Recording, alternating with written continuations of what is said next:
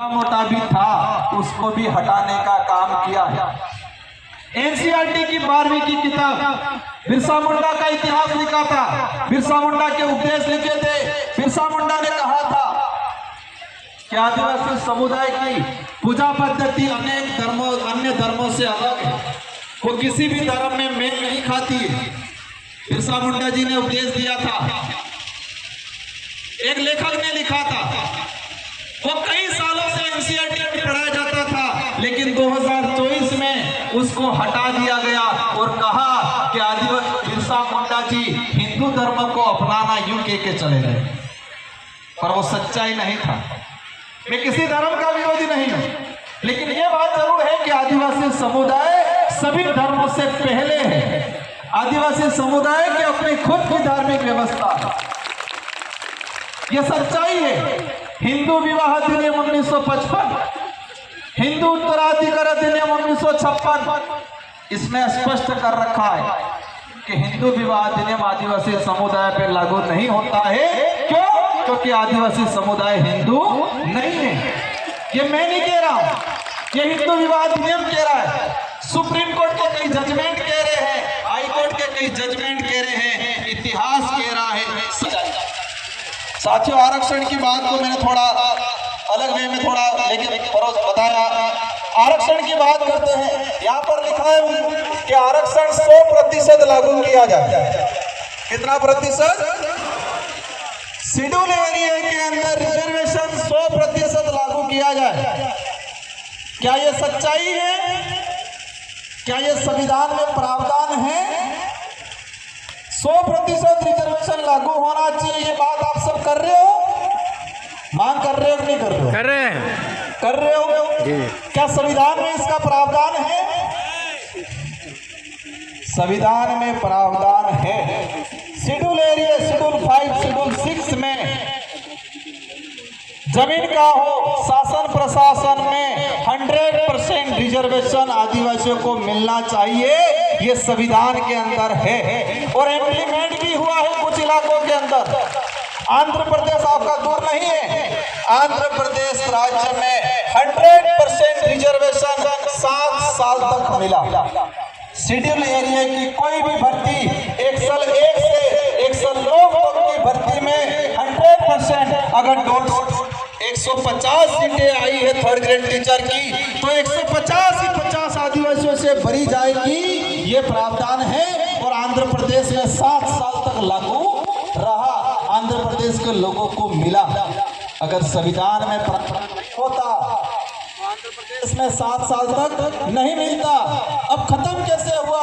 कुछ लोग, विरोधी लोग हाई कोर्ट गए, सुप्रीम कोर्ट गए और वहां मैनेज होके वो मामला आज भी सुप्रीम कोर्ट में अटका हुआ। ये प्रावधान है, लेकिन संविधान के मंदिर की और सबसे बड़ा ग्रंथ है संविधान, उस ग्रंथ को कभी नहीं बांटा जाता है। बाकी ग्रंथ की किताबें बहुत बांटी जाती हैं। तो हमें संविधान के ग्रंथ है, उस ग्रंथ को समझना है, उस ग्रंथ को बांटना है, उसको ग्रहण करना है और उसमें हमारे क्या अधिकार हैं, उस अधिकार को समझना है। ये हम सबकी जिम्मेदारी है। हमने तो जिंदगी निकाल ली, आप सब भी निकाल लेंगे। आप भी संघर्ष कर रहे हो, हम भी संघर्ष कर रहे हैं, नेता बन के कर रहे हैं, पता नहीं कब क्या हो जाए। लेकिन हम आने वाली पीढ़ी को क्या देने जा रहे हैं? आप में आया, आपने पूजा पद्धति करवाई, हमारे पूर्वजों को आपने फूल माला पहनवाई मेरे से। क्यों पहनवाई? क्योंकि ये लोग हमारे लिए लड़ मर के गए, हमारे लिए जमीन निकाल के गए, हमारे अधिकार दिला के गए, इसलिए हम अगरबत्ती दिया पूजा पद्धति कर रहे हैं। कर रहे नहीं कर रहे? अगर इन्होंने हमारे लिए भलाई का काम नहीं किया होता तो आज हम उनकी पूजा पद्धति नहीं करते। और हम जो कर रहे हैं आज, हम आवश्यकता वाली भौतिक सुख सुविधा वाली जिंदगी जी के अधिकार खत्म करने वाले लोगों के साथ खड़े रह रहे हैं। तो आने वाले 40-50 साल बाद हमारी पीढ़ी जल जंगल जमीन से बाहर हो जाएगी, उनसे छीन लिया जाएगा, रिजर्वेशन खत्म हो जाएगा, पहचान खत्म हो जाएगी, उनकी धार्मिक व्यवस्था खत्म हो जाएगी। तब 50 साल बाद हमारी जो पीढ़ी है, हमारा अगरबत्ती दिया नहीं करेगी, करेगी? अपनी पूजा पद्धति करेगी, पूजा पाठ करेगी, क्योंकि हम तो हमारे अधिकार जो है वो खत्म करके जा रहे हैं। हम तो हमारी संस्कृति पे अन्य संस्कृति का कलम चढ़ा के जा रहे हैं। हम तो जो रिजर्वेशन खत्म हो रहा है उसके साथ जा रहे हैं। हमारे लोग टीचर बन गए, कांस्टेबल बन गए, कुछ आरएस अधिकारी सीआई बन गए, कुछ प्रोफेसर बन गए, हम खुश हो गए। लेकिन देश के अंदर सुप्रीम संस्था है, IITN है, IIM है, विश्वविद्यालय है, वहां पर छत्तीसगढ़ का एक भी आदिवासी प्रतिनिधित्व नहीं है IITN में। पूरे देश के IITN जो हैं, पूरे देश के विश्वविद्यालय हैं, यहाँ पर आदिवासियों का प्रतिनिधित्व 2.5% है आज भी।